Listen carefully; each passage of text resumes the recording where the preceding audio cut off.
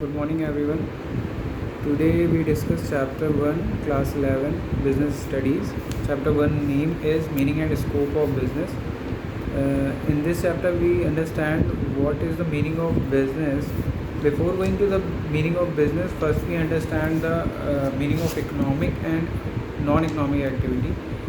Economic activity क्या होती है? इकोनॉमिक एक्टिविटी वो होती है जिस भी वर्क को करने के लिए हम कुछ चार्ज करते हैं या something in return when we charge for a work we called economic activity. Like अगर हम कहीं पर नौकरी करते हैं या हम कोई बिज़नेस करते हैं प्रॉफिट के लिए तो वो इकोनॉमिक एक्टिविटी में आता है. और जब भी हम कोई भी वर्क करते हैं सोशल पर्पस के लिए या किसी की मदद करने के लिए जहाँ पर हमारा इंटेंशन प्रॉफिट अर्निंग नहीं होता है उसे हम कहते हैं non economic activity. And this chapter the business meaning is comes to when we understand economic और नॉन इकोनॉमिक एक्टिविटी. तो इकोनॉमिक एक्टिविटी हमें समझ में आना चाहिए कि क्या होता है और नॉन इकोनॉमिक एक्टिविटी क्या होता है. तो बिज़नेस जो पार्ट है वो इकोनॉमिक एक्टिविटी का पार्ट है. Economic activity means business. Business में होता क्या है? बिजनेस में एक्टिविटी इन्वॉल्व होती है बाइंग एंड सेलिंग की, और जहाँ पर हम प्रॉफिट अर्निंग पर्पस के लिए हम कोई बिज़नेस करते हैं तो जो भी बिज़नेस हम करते हैं वो हमारा मेन मकसद होता है प्रॉफिट. मगर आज के टाइम में अगर हम प्रॉफिट को मेन मोटिव लेके चलते हैं तो हम बिज़नेस नहीं कर सकते. हमें बिज़नेस करना है with profit with customer satisfaction. तो इस चैप्टर में हमें यही समझना है. सबसे पहले हमें ये समझना है कि बिज़नेस की मीनिंग क्या होती है. बिज़नेस की मीनिंग की अगर हम बात करें तो business is an economic activity. It involve sale, transfer और exchange of goods and services with the purpose of earning money. अगर हम गुड्स को बेच रहे हैं या गुड्स को ख़रीद रहे हैं उसका मेन पर्पस है पैसा कमाने के लिए, तो वो मीनिंग आती है बिज़नेस की. और फिर उसके बाद अगर हम बात करें नेचर, तो बिज़नेस एक्टिविटीज़ का नेचर क्या होता है. सबसे पहले अगर हम देखें तो इसमें सबसे पहला पॉइंट होता है सेल, ट्रांसफ़र और एक्सचेंज. क्योंकि बिज़नेस इन्वॉल्व ही होता है इन सारी चीज़ों में. अगर हम बिज़नेस कह रहे हैं तो बिज़नेस में वो सारी चीज़ें आ जाएंगी. जैसे सेल करना, अगर हम कोई चीज़ बेच रहे हैं for the purpose of profit then we call the business.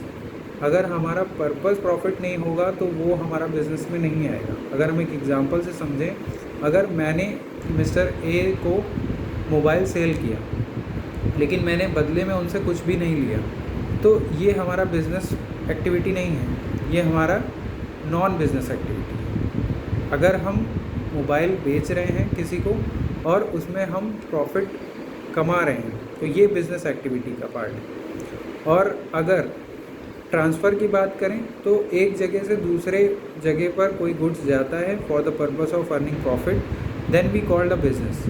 And exchange भी यही हो जाएगा. जो ट्रांसफ़र और एक्सचेंज में दोनों का मीनिंग एक ही होगा. ठीक. सेकंड पॉइंट हम बात करते हैं, अगर हम बिज़नेस करते हैं तो किसी एक चीज़ पे करते होंगे, डीलिंग करते होंगे गुड्स पे या सर्विसेज पे. अगर हम गुड्स की बात करें तो गुड्स कोई भी हो सकता है जिसे हम टच कर सकते हैं, जिसका फिज़िकल एग्जिस्टेंस होगा, वो सारी चीज़ें आ जाती है गुड्स में. और सर्विसेज वो होती है लाइक डॉक्टर, टीचर, ये सारे लोग जो सर्विस प्रोवाइड करते हैं और उसके लिए फ़ीस चार्ज करते हैं वो होता है सर्विसेज. तो अगर हम नेचर ऑफ बिज़नेस एक्टिविटी की समझें तो पहला पॉइंट बताया गया था कि सेल, ट्रांसफ़र और एक्सचेंज है, और सेकंड पॉइंट बताया गया है कि dealing in goods and services. हम बिज़नेस करते ही गुड्स और सर्विसेज का है. अगर वो दोनों चीज़ें नहीं होगी तो इसमें ये बिज़नेस का पार्ट नहीं बनेगा. तो ये चीज़ें क्लियर होगी.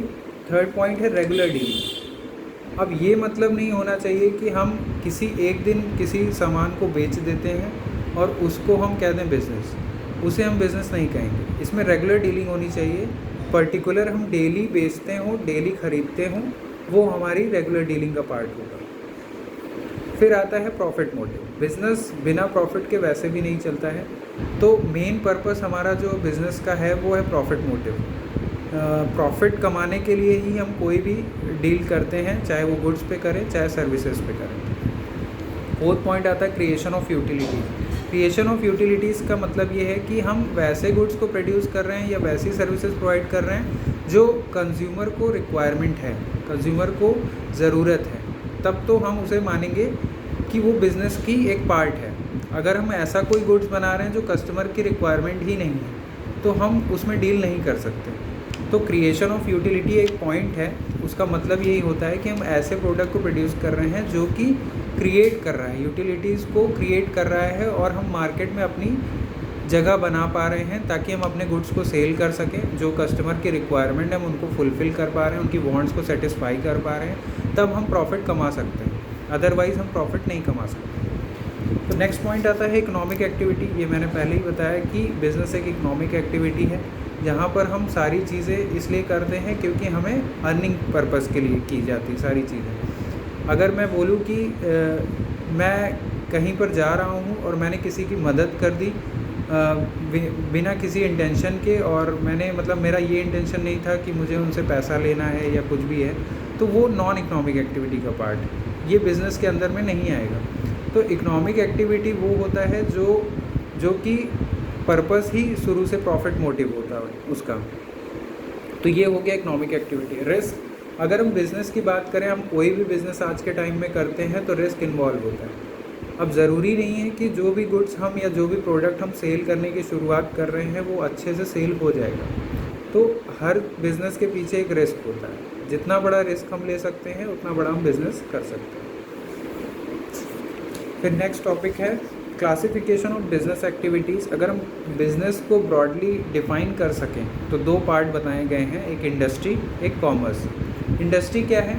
इंडस्ट्री में भी सेक्टर बताए गए हैं कि एक प्राइमरी इंडस्ट्री होती है, एक सेकेंडरी इंडस्ट्री होती है। प्राइमरी में क्या चीज़ें आती है और सेकेंडरी में क्या चीज़ें आती है वो हमें समझना है। अगर हम प्राइमरी में बात करें तो जेनेटिक्स की बात होती है, जेनेटिक इंडस्ट्रीज़ होती है। जेनेटिक इंडस्ट्रीज़ वो होती है जिसमें अगर हम बात करें किसी एनिमल की, जो एनिमल से अगर हम जैसे नेचुरल जो भी चीज़ें हैं, एनिमल्स हैं, उनसे कोई चीज़ प्रोड्यूस कर रहे हैं तो वो हमारी जेनेटिक इंडस्ट्रीज़ के अंदर आती हैं। और फिर एक्सट्रैक्टिव इंडस्ट्रीज़ आती हैं, और एक्सट्रैक्टिव इंडस्ट्रीज़ में वो सारी चीज़ें आती हैं जो सारी नेचुरल रिसोर्सेज हैं उसको हम कन्वर्ट कर सकें, प्रोड्यूस कर सकें। लाइक अगर मैं एक ट्री की बात करूँ, ट्री में से अगर मैं वुड निकाल कर उसका एक फ़र्नीचर बना देता हूँ और फर्नीचर को सेल कर रहा हूँ, तो this is called extractive industries. And third one is manufacturing industries. Manufacturing industries में बहुत सारी चीज़ें आ जाएगी, जैसे कुछ भी इनपुट मिला करके हम आउटपुट तैयार कर सकें, वो मैन्युफैक्चरिंग प्रोसेस होगा पूरा, वो मैन्युफैक्चरिंग इंडस्ट्रीज़ के अंदर आता है। फिर उसके बाद आता है कंस्ट्रक्शन इंडस्ट्रीज़। कंस्ट्रक्शन इंडस्ट्रीज़ नाम से ही समझ में आ रहा है कि किसी चीज़ का कंस्ट्रक्शन, अगर हम रोड, बिल्डिंग्स वगैरह बनाते हैं तो वो सारी जो काम होते हैं वो कंस्ट्रक्शन इंडस्ट्रीज़ के अंदर आते हैं। ठीक है, अब मैं नेक्स्ट टॉपिक डिस्कस करूँगा जिसका नाम है नेचर ऑफ कॉमर्स। कॉमर्स की अगर हम बात करें तो कॉमर्स का मतलब क्या होता है? Commerce is concern with the buying, selling and distribution of commodities. It is an organized system for the exchange of goods and services between members of the business world. Commerce का मतलब है जहाँ पर एक परचेज़र दूसरे purchaser से कोई सामान खरीद रहा है। जैसे अगर मैं बात करूँ प्रोड्यूसर किसको सप्लाई करेगा? होलसेलर किसको सप्लाई करेगा?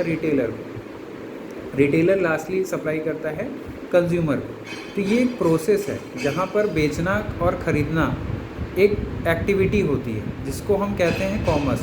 कॉमर्स का मेन मतलब ही यही है कि buying and selling of goods and services. तो ये है नेचर ऑफ कॉमर्स। इम्पॉर्टेंस क्यों है कॉमर्स की? अगर कॉमर्स ना होता तो शायद हम ये सारी चीज़ें ईज़िली डिफ़ाइन नहीं कर सकते थे। बाइंग एंड सेलिंग जो एक्टिविटी है ये इन्वॉल्व होती है कॉमर्स के अंदर। तो सबसे पहले अगर हम बात करें इम्पॉर्टेंस ऑफ कॉमर्स की, तो मेन पॉइंट आता है hindrance of person. Hindrance of person, अब जैसे मैंने अगर कोई गुड्स प्रोड्यूस कर लिया है और प्रोड्यूस करने के बाद अगर मैं रिमोट एरियाज़ में हूँ और कंज्यूमर वहाँ पर नहीं है, तो हो सकता है मेरे गुड्स सेल ना हो पाए, और हो सकता है हम वो मीट ना कर पाएँ वो जो क्राइटेरिया है बाइंग एंड सेलिंग का। तो जो मिलाता है, मतलब कहने का मतलब एक प्लेटफॉर्म है कॉमर्स जहाँ पर बायर और सेलर मीट करते हैं, जिसकी वजह से क्या होता है कि हमारा बिजनेस एक्टिविटी ईजिली रन कर पाता है। तो फर्स्ट पॉइंट आता है हिंड्रेंस ऑफ पर्सन्स। तो इसमें लिखा भी है, this sentence refers to the lack of contact between producer and consumer. Producer और कंज्यूमर के बीच में जब तक मीट नहीं हो पाएगा तब तक वो बिज़नेस एक्टिविटी कंटिन्यू नहीं हो पाएगी। तो सबसे पहला पॉइंट यही बताया गया है कि हिंड्रेंस ऑफ पर्सन। यहाँ पर कॉमर्स का मेन काम ही है प्रोड्यूसर और कंज्यूमर को मिलाना, ठीक है। सेकंड पॉइंट है हिंड्रेंस ऑफ प्लेस। ये बहुत इंपॉर्टेंट फैक्टर है।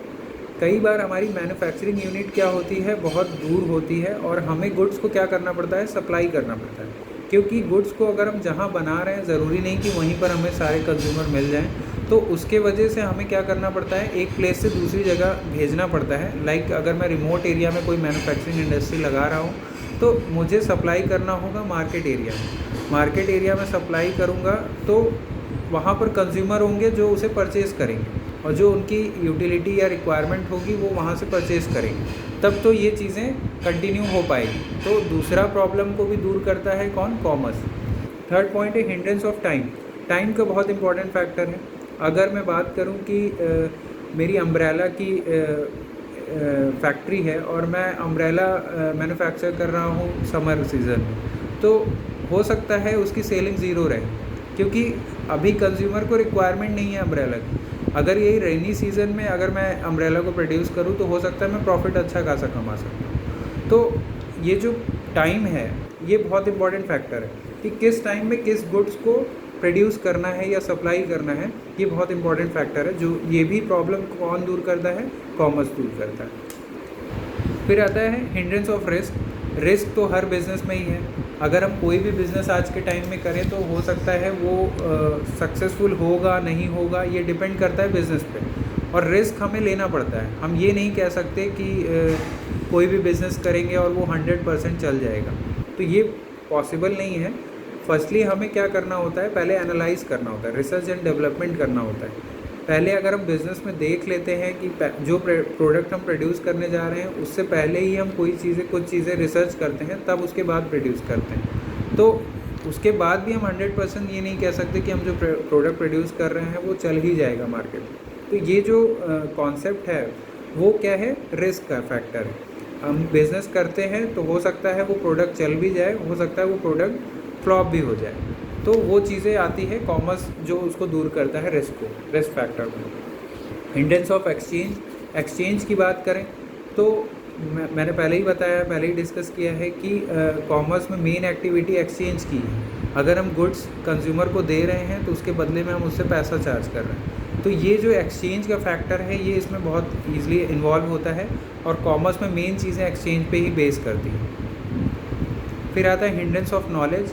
हिंड्रेंस ऑफ नॉलेज की बात करें तो ये बहुत इंपॉर्टेंट फैक्टर है कि अगर हम कोई भी चीज़ प्रोड्यूस कर रहे हैं तो उसकी हमें अच्छे से नॉलेज होनी चाहिए।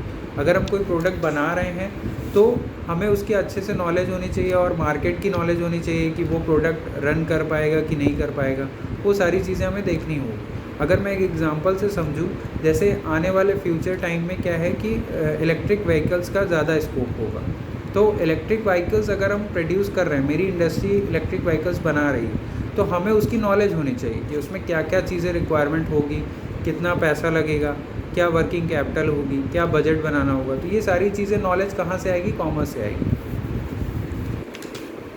फिर अगर हम बात करें ब्रांचेस ऑफ कॉमर्स की, तो ब्रांचेस ऑफ कॉमर्स में आता है commerce consist of trade and aids to trade. Trade का मतलब भी वही है, dealing with the goods and services. And aids to trade क्या है, इस बिज़नेस को चलाने के लिए जो जो चीज़ें मदद करती है हमें, वो सारी चीज़ें एड्स टू ट्रेड बन जाती हैं। ट्रेडिंग का मतलब अगर मैं एग्जांपल में लूँ, मतलब मीनिंग समझूँ अगर ट्रेड की, तो trade means buying and selling of goods. It involves the exchange of commodities for money और मनीज वर्थ। हम कोई भी चीज़ एक्सचेंज करते हैं, किस लिए करते हैं, ताकि हम उससे अर्निंग कर सकें। तो मेन वो है कि मनी के फॉर्म में हम एक्सचेंज करते हैं। अगर गुड्स को हम दे रहे हैं तो हम उससे मनी अर्न कर रहे हैं। तो ये ट्रेड का मतलब है। अब ट्रेड करते वक्त बहुत सारी प्रॉब्लम आती है। उसमें है, सबसे बड़ी प्रॉब्लम आती है ट्रांसपोर्टेशन की। अब मैंने पहले एग्जांपल दिया कि मेरी इंडस्ट्री एक रिमोट एरिया में है, और रिमोट एरिया में है तो वहाँ तो हमारे कंज्यूमर होंगे नहीं, तो हमें ये देखना पड़ेगा कि हमारी ट्रांसपोर्टेशन कैसे हो पाएगी, हमें अपना प्रोडक्ट जो है वो सही जगह पर पहुँच। ट्रांसपोर्टेशन मेन पॉइंट है। अगर हम कोई भी चीज़ मैन्युफैक्चर कर रहे हैं तो हमें उसे कस्टमर तक पहुंचाना होगा, जो कि है मार्केट। अगर हम मैन्युफैक्चरिंग प्लांट मेरा रिमोट एरियाज़ में है तो हम उसको कहीं ना कहीं ट्रांसपोर्टेशन की मदद से मार्केट तक पहुंचा पाएंगे, तब तो वो हम कंज्यूमर तक पहुंचा पाएंगे, जिससे हम प्रॉफिट कमा सकते हैं। सेकेंड पॉइंट आता है वेयर हाउसिंग। वेयर हाउसिंग क्या होता है? अगर मैं बात करूँ, कोई भी प्रोडक्ट मैंने प्रोड्यूस किया है तो वो तुरंत सेल हो जाएगा, ये पॉसिबल नहीं है। तो हमें उसे कुछ दिन के लिए स्टोर करना पड़ता है। स्टोर करने के लिए हमें ज़रूरत पड़ती है वेयर हाउसिंग की। वेयर हाउसिंग का सेंस है गोडाउन। अगर मैं इसको एग्जांपल से समझूं तो मैं ये कह सकता हूँ कि मान लो कि मेरी एक सीमेंट की मैन्युफैक्चरिंग प्लांट है और मैंने मैन्युफैक्चरिंग प्लांट में अपने 100 बोरीज ऑफ सीमेंट जो है वो मैंने मैन्युफैक्चर कर लिया है, और मौसम जो है वो रेनी सीज़न है। तो हो सकता है कि कंज्यूमर उसमें से 10 बोरी या 15 बोरी ख़रीदे। ज़रूरी नहीं कि वो 100 बोरी आज के आज ही सेल हो जाए। तो उस केस में क्या होता है कि हमें एक अच्छी जगह पर स्टोर करना होगा, जिससे कि हम क्या कर सकें कि स्टोर करने से ये रहेगा कि अगर हमें आज सही से उसको उस प्रोडक्ट को रख पाएंगे तो आगे हम फ्यूचर में कंज्यूमर तक पहुंचा पाएंगे। तो स्टोर करना भी एक मेन पॉइंट है, एड्स टू ट्रेड में आता है। सेकंड पॉइंट आता है aids to trade. Aids to trade का सेकंड पॉइंट है वेयर हाउसिंग। वेयर हाउसिंग की मदद से हम ये कर पाते हैं कि हम अपने प्रोडक्ट को स्टोर कर पाते हैं, और जब उसकी मार्केट में डिमांड होती है तब उसको हम सेल कर पाते हैं। तो ये है वेयर हाउस। थर्ड पॉइंट है बैंकिंग। कई बार क्या होता है कि हमारे पास वर्किंग कैपिटल एक्चुअल में हमारे पास नहीं होती है, उसकी रिक्वायरमेंट बहुत इंपॉर्टेंट होती है। कोई भी बिज़नेस आपको शुरू करना है तो उसके लिए आपको फाइनेंशियली स्ट्रांग होना पड़ता है। हमें बहुत सारी चीज़ों को, एक्सपेंस को मीट करना पड़ता है, उस वजह से हमें फाइनेंस की ज़रूरत है। अगर हमारे पास फ़ंड नहीं होगा तो हम हो सकता है बिज़नेस को कंटिन्यू ना कर पाएँ। तो बैंकिंग का मेन रोल प्ले होता है बिज़नेस में। कई बार क्या होता है कि अगर हमारे बिज़नेस में टोटल वर्किंग कैपिटल मुझे रिक्वायरमेंट है 10 लाख, बट मेरे पास कितना है 5 लाख रुपए है, और 5 लाख रुपए में वो चीज़ें नहीं हो सकती। तो हम 5 लाख रुपए क्या कर सकते हैं, बिज़नेस से लोन ले सकते हैं। तो बैंक से लोन ले सकते हैं। तो बैंक से अगर लोन ले लेंगे तो हो सकता है हम अपने बिज़नेस को स्मूथली कंटिन्यू कर पाएँ। तो बैंकिंग का भी बहुत इंपॉर्टेंट रोल है बिज़नेस को करने में। तो ये बैंकिंग का पार्ट था, बैंकिंग का टॉपिक था कि बैंकिंग का क्या रोल है बिज़नेस में, कैसे मदद करता है ट्रेड को करने में। तो बैंकिंग का यही रोल है कि वो टाइम टाइम पे क्या करता है, फ़ंड प्रोवाइड करता है, जिससे कि आप अपना बिज़नेस स्मूथली रन कर पाएँ। फिर आता है इंश्योरेंस। इंश्योरेंस भी रोल प्ले करता है इम्पॉर्टेंट। जैसे अगर मैं बहुत सारे स्टॉक्स को रखा हुआ है मैंने, और अचानक से आग लग जाती, तो आग लगने से क्या होगा, हमारे स्टॉक डिस्ट्रॉयड हो जाएंगे। तो उसको बचाने के लिए हम क्या करते हैं, इंश्योरेंस ले रखते हैं। इंश्योरेंस हम एक कंपनी से ले लेते हैं। अगर कल को ऐसा कोई ट्रेजेडी हमारे साथ हो जाए तो हम उसको मीट कर सकें इंश्योरेंस के क्लेम से। इंश्योरेंस कंपनी क्या करेगी, उसको सर्वे करेगी और हमें क्या करेगी, जितना भी हमें लॉस हुआ है वो पैसा हमें इंश्योरेंस कंपनी पे करेगी। तो ये इंश्योरेंस का पॉइंट है जो मदद करता है ट्रेड को करने में। नेक्स्ट पॉइंट आता है एडवर्टाइजिंग। ये बहुत इंपॉर्टेंट रोल प्ले करता है एडवर्टाइजिंग। अगर हम कोई भी प्रोडक्ट मैन्युफैक्चर कर लेते हैं और उसकी एडवर्टीज़मेंट नहीं करते हैं तो हो सकता है वो प्रोडक्ट इतना अच्छे से सेल ना हो पाए। क्योंकि अगर मैं बात करूं आज के टाइम में बिना एडवर्टाइजमेंट के पॉसिबल नहीं है। जैसे बहुत सारे इंटरनेट प्लेटफॉर्म्स हैं जिसमें हम कोई भी चीज़ देखते हैं तब परचेज़ करते हैं। तो एडवर्टाइजिंग वही है। एडवर्टाइजिंग में क्या हो सकता है, कई सारे मेथड हो सकते हैं, लेकिन कस्टमर तक नॉलेज पहुंचाना हमारा मेन रोल है, मेन क्राइटेरिया है। क्योंकि अगर हम कस्टमर को अपने प्रोडक्ट के बारे में नहीं बताएंगे तब तक वो कस्टमर जो है वो हमारा प्रोडक्ट नहीं खरीदेगा। तो एडवर्टाइजिंग का भी बहुत बड़ा रोल है। फिर आता है पैकिंग। पैकिंग भी बहुत इम्पॉर्टेंट है। अगर हम कोई प्रोडक्ट बना रहे हैं, अगर उसकी पैकिंग अच्छी नहीं है तो हो सकता है वो गुड्स ख़राब हो जाए, तो उस केस में भी कस्टमर डिससेटिस्फैक्शन हो सकता है। तो बहुत सारी चीज़ें हैं। पैकिंग का मतलब यही है कि हमें गुड्स को क्या करना होगा, अच्छे तरीके से पैक करना होगा, जिससे क्या हो सके कि हम कंज्यूमर को अच्छे से दे सकें और हमारा प्रोडक्ट भी डिस्ट्रॉय ना हो सके। नेक्स्ट टॉपिक हम समझते हैं inter relationship between trade, commerce और इंडस्ट्री। ये तीनों का बहुत बड़ा इंपॉर्टेंट रिलेशन है। कैसे? अगर इंडस्ट्री नहीं होगी तो कॉमर्स नहीं होगा, कॉमर्स नहीं होगा तो ट्रेड नहीं होगा। अगर इंडस्ट्री में कोई चीज़ प्रोड्यूस ही नहीं होगी तो हम किस चीज़ की डीलिंग करेंगे, किस चीज़ को एक्सचेंज करेंगे, वो एक फैक्टर हो जाता है। तो इंडस्ट्री में अगर कोई चीज़ मैन्युफैक्चर हो रही है तो इसका मतलब है कि हम उसमें डील करेंगे, चाहे हम गुड्स बना रहे हों चाहे हम सर्विस प्रोवाइड कर रहे हैं, ये दोनों चीज़ें आ सकती हैं। तो गुड्स बनाने के बाद क्या करना होता है, हमें एक्सचेंज करना होता है, किससे, कंज्यूमर से। तो उसका भी एक प्रोसेस है। जैसे मैन्युफैक्चरर क्या करता है, मैन्युफैक्चरर या प्रोड्यूसर वो होलसेलर तक गुड्स को ले जाता है, होलसेलर रिटेलर को देता है और रिटेलर लेके जाता है कंज्यूमर तक। तो कंज्यूमर के पास तभी पहुंचेगा जब इंडस्ट्री में मैन्युफैक्चर होगा। उसके बाद ट्रेड होता है। ट्रेड में क्या होता है, मैंने सारी चीज़ें बताई कि कैसे ट्रांसपोर्टेशन मदद करता है ट्रेड को करने में, बैंकिंग मदद करता है, इंश्योरेंस मदद करता है, वेयर हाउस मदद करता है। तो ये सारी चीज़ें क्या है, मदद करती हैं ट्रेड को करने में। तो इसमें रिलेशन की बात करें तो यही चीज़ें हैं कि trade, commerce, industry are closely related to each other. Each of these components of business depend upon the other for the realisation of its objectives. Industry produces goods which are distributed by commerce. वही मैंने बताया कि industry में कोई चीज़ manufacture हो रही है तो वो कॉमर्स की मदद से हम कंज्यूमर तक पहुंचा पाते हैं। No commercial activity is possible in the absence of industry. अब कमर्शियल एक्टिविटी कैसे पॉसिबल होगी अगर इंडस्ट्री नहीं है? तो सबसे पहला पॉइंट आता है इंडस्ट्री का। इंडस्ट्री अगर है तो हम कॉमर्स पे बेस करते हैं, और कॉमर्स है तो हम ट्रेड को आगे कंटिन्यू कर पाते हैं। क्योंकि अगर हम कोई बिज़नेस ही नहीं कर रहे हैं तो हम उसके बारे में, उससे क्या क्या चीज़ें मदद करेगी बिज़नेस में, हम उसके बारे में कैसे सोच सकते हैं। तो ये पॉइंट है। फिर आता है इंडस्ट्री क्या करता है। Industry creates from utility by moulding resources into useful products. अब जो यूजलेस चीज़ें हैं, रिसोर्सेज हैं जो अभी फिनिश प्रोडक्ट में नहीं है, इंडस्ट्री क्या करती है, उन चीज़ों को फिनिश प्रोडक्ट में कन्वर्ट करती है, जो कि यूटिलिटी क्रिएट करता है। यूटिलिटी क्रिएट करने का मतलब ये है, अगर हम इसको एक एग्जांपल से समझें, जैसे एक लकड़ी है, लकड़ी का टुकड़ा है, वो कंज्यूमर के किसी काम का नहीं है, लेकिन उसी लकड़ी से अगर हम टेबल बना दें या चेयर बना दें तो हो सकता है वो उस चेयर की उसकी रिक्वायरमेंट बन जाए और कंज्यूमर उसको बाय कर ले।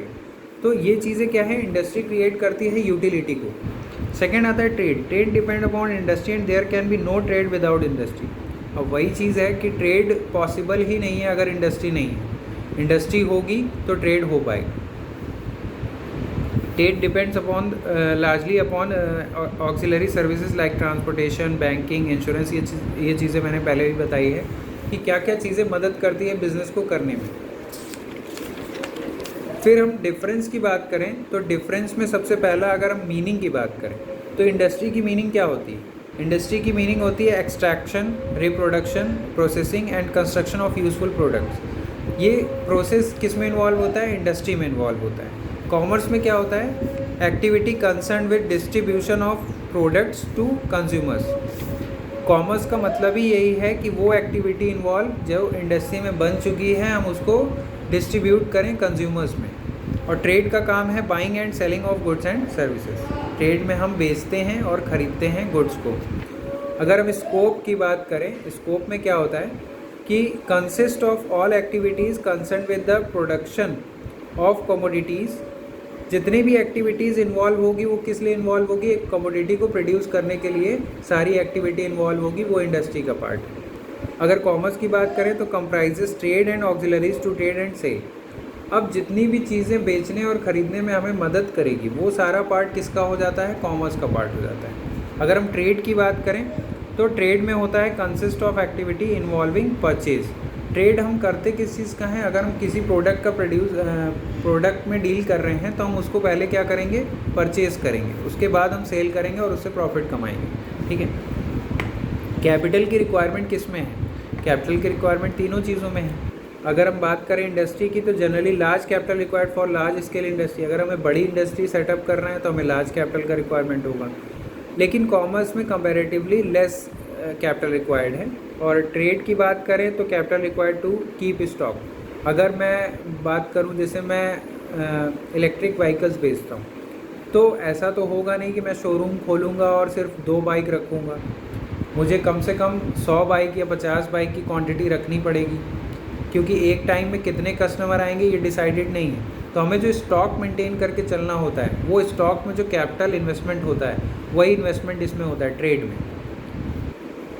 रिस्क की बात करें तो इंडस्ट्री में greater degree of risk involve है। कॉमर्स में क्या है, कंपेरेटिवली लेस है।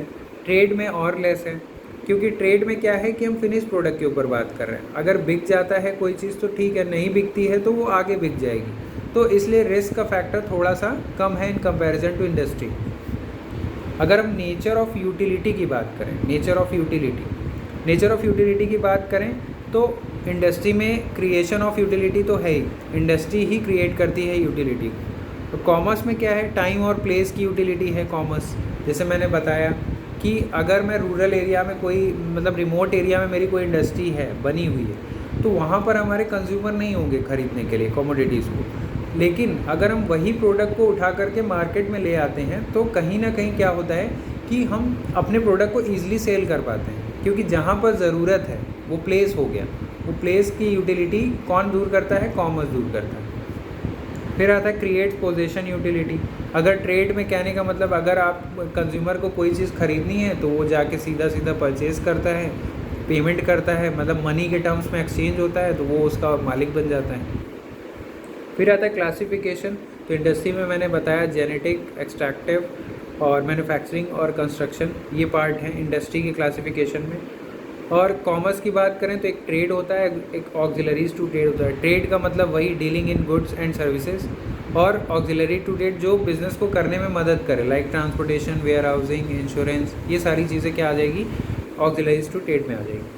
अगर हम ट्रेड की बात करें तो एक होम ट्रेड हो सकता है, एक फॉरेन ट्रेड हो सकता है। होम ट्रेड कहने का सेंस है with in boundary of country, जो जैसे इंडिया के अंदर ही हम डील कर रहे हैं, तो ये सारी चीज़ें किस में आ जाएगी, होम ट्रेड में आ जाएगी। और अगर हम इंडिया के बाहर कर रहे हैं तो वो फॉरेन ट्रेड में आ जाएगी, लाइक एक्सपोर्ट, इंपोर्ट, ये सारी चीज़ें आ जाएगी। अगर हम बिगिनिंग ऑफ यूटिलिटी की बात करें, एक टॉपिक है बिगिनिंग ऑफ यूटिलिटी, तो इन तीनों में अगर हम कंपेयर करें तो सबसे पहले आता है बिगिंस कहाँ से होता है, begins before commerce and trade क्या शुरू होता है, इंडस्ट्री। कॉमर्स और ट्रेड से पहले शुरू होता है इंडस्ट्री, उसके बाद होता है कॉमर्स, कॉमर्स के बाद आता है ट्रेड। ओनरशिप एंड कंट्रोल की बात करें तो इंडस्ट्री को चलाने वाला इंडस्ट्रियलिस्ट कहलाएगा, और मर्चेंट्स कॉमर्स के कहलाएंगे जो कॉमर्स को कंट्रोल करेंगे, और ट्रेडर्स वही होंगे जो डील करेंगे बाइंग एंड सेलिंग। ठीक है, तो ये सारी चीज़ें क्लियर हो गई है आप लोगों को। फर्स्ट अगर हम एक पॉइंट बात करें, ऑर्गेनाइजेशन क्या होता है। ऑर्गेनाइजेशन, तो ऑर्गेनाइजेशन का मतलब ये है कि एक पर्टिकुलर आर्टिफिशियल नाम है जिसके अंदर ये सारी एक्टिविटीज़ इन्वॉल्व होती है। अगर मैं बात करूं किसी भी एक कंपनी की, जैसे रिलायंस कंपनी है, तो रिलायंस कंपनी के अंदर बहुत सारी एक्टिविटी इन्वॉल्व है, बहुत सारी सर्विसेज प्रोवाइड करती है रिलायंस कंपनी, तो वो एक ऑर्गेनाइजेशन है। ठीक, तो इसकी अगर मीनिंग की बात करें तो the term organisation refers to a group of person who have common objective. जो ऑर्गेनाइजेशन के अंदर काम कर रहे होंगे वो सारे लोगों का मेन मकसद क्या होगा, जो ऑर्गेनाइजेशन का ऑब्जेक्टिव होगा। लाइक अगर हम रिलायंस के लिए काम कर रहे हैं तो रिलायंस का जो मोटो होगा उसको हम फॉलो करेंगे, तो सारे लोग मिलके उसी मोटो को फॉलो करेंगे, वो है ऑर्गेनाइजेशन। यहाँ ग्रुप ऑफ पीपल्स मिल करके काम करेंगे और उनका ऑब्जेक्टिव एक होगा जो ऑर्गेनाइजेशन का ऑब्जेक्टिव होगा। अगर फर्म की बात करें, फर्म क्या होता है, firm is an institutional arrangement to carry on some business activities. It may owned and controlled by one or more person. Firm कहने का सेंस ये है कि जैसे मेरी कंस्ट्रक्शन कंपनी है, मैंने फर्म बना ली, मैंने ए लिमिटेड करके या ए नाम से एक फर्म रजिस्टर कर ली है, तो मेरे उस फर्म के नाम में ही लिखा होना चाहिए, जैसे ए एंड कंस्ट्रक्शन लिख दिया है मैंने, तो उस फर्म वो डिनोट क्या करेगी, हमारे यहाँ सारी सर्विसेज किस पर्पज़ से दी जाती हैं, कंस्ट्रक्शन के पर्पज़ से दी जाती है। तो जो एक्टिविटी हम कर रहे हैं उसके नाम से हम फर्म रजिस्टर कर देते हैं। उसमें भी एक पर्सन कर सकता है या एक से ज़्यादा भी पर्सन कर सकता है। कंपनी को अगर हम बात करें तो प्राइवेट लिमिटेड कंपनी होती है, पब्लिक कंपनी होती है। प्राइवेट कंपनी क्या होती है, जहाँ दो या दो से ज़्यादा लोग मिल कर के काम करें, और प्राइवेट लिमिटेड उसके वर्ड के आगे लिखा हो। कोई भी कंपनी है उसके आगे लिखा है प्राइवेट लिमिटेड, तो वो प्राइवेट कंपनी है। जहाँ पर मिनिमम कैपिटल हम 1 लाख रुपए लगा सकें, वो प्राइवेट कंपनी है। तो कंपनी एक आर्टिफिशियल पर्सन होती है। अगर हम रिलायंस कंपनी को बोलते हैं तो रिलायंस एक आर्टिफिशियल पर्सन माना जाएगा, ठीक, कि उसके बिहाफ पे सारी चीज़ें चलती हैं। और कंपनी में बहुत सारे लोग काम करते हैं, जहाँ शेयर होल्डर्स भी होते हैं, क्रेडिटर्स भी होते हैं, इन्वेस्टर्स भी होते हैं। तो ये कंपनी का पार्ट है। तो company, the term company means the association of many person who contributes money और मनी इज़ वर्थ। तो आई होप सारी चीज़ें समझ में आ गई होगी। Thank you.